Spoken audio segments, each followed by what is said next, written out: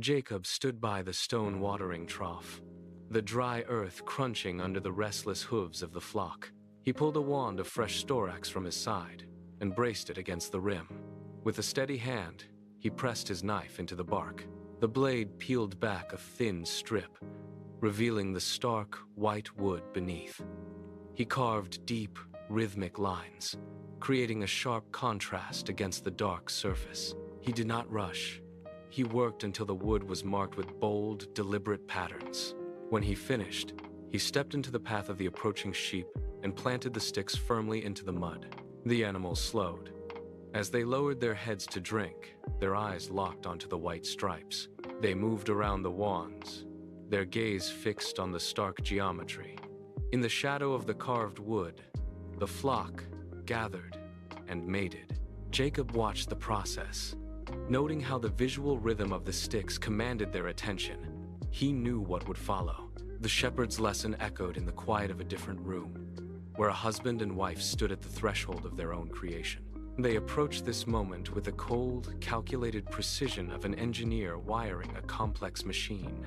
There was no room for error. They consulted the calendar, tracing the cycles of the moon to find a window of positive energy, carefully avoiding the chaotic noise of external discord. The husband moved through the house, closing heavy curtains to block the harsh light and silencing the devices that hummed with static. He cleared the surfaces, removing clutter that might distract the eye or weigh on the mind.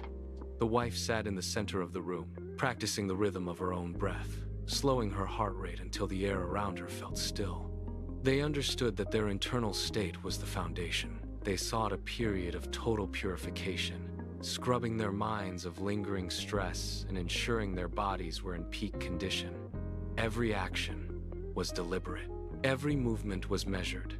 They were not merely waiting. They were constructing a vessel of silence. The environment was set. They understood the stakes. The embryo was not merely a biological spark. It was a blank hard drive, spinning in the dark, waiting to record every frequency it encountered. Every sound, every vibration, every flicker of emotion in the room was being written into the foundation of the child. The husband watched the wife, his movements slow, his voice a low hum that barely disturbed the air. If they allowed tension to enter this space, if they permitted a single note of discord to vibrate through their bodies, that data would be etched into the child forever. It was a terrifying thought. A moment of anger, a flash of resentment, or a spike of anxiety would act like a corrupted file, embedding itself into the infant's developing nervous system. They knew that many of the struggles and deformities that haunted a human life were not accidents of fate, but the direct result of a chaotic environment during this initial recording phase. The air in the room grew heavy with the weight of their awareness. They sat perfectly still, guarding the silence, terrified that a single misplaced thought might leave a permanent scar. They were not just creating a life, they were programming a future. The responsibility was absolute.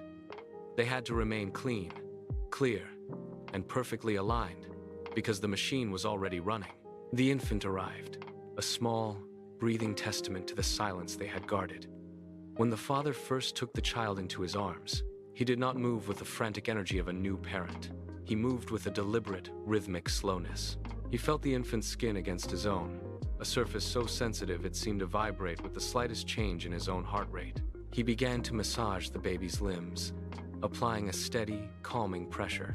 He was not just soothing a cry, he was signaling security to a nervous system that was still learning how to exist.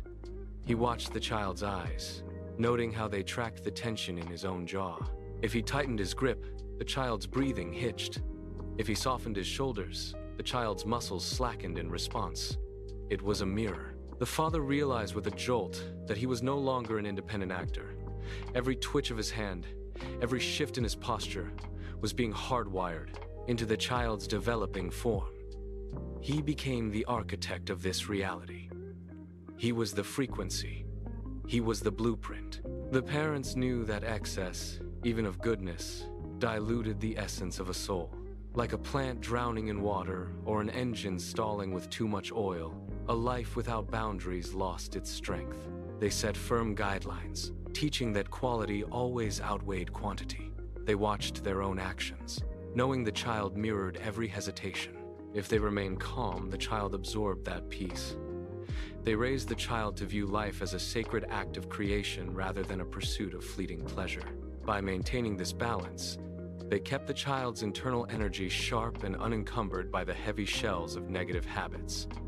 The child grew, moving through the world with a steady, deliberate rhythm. Every interaction became an expression of this internal clarity. The soul functioned in perfect syncopation with the world, no longer reacting to chaos, but creating order. The blueprint was complete, the machine was tuned, and the life moved forward, clear and resonant, exactly as it had been designed to be.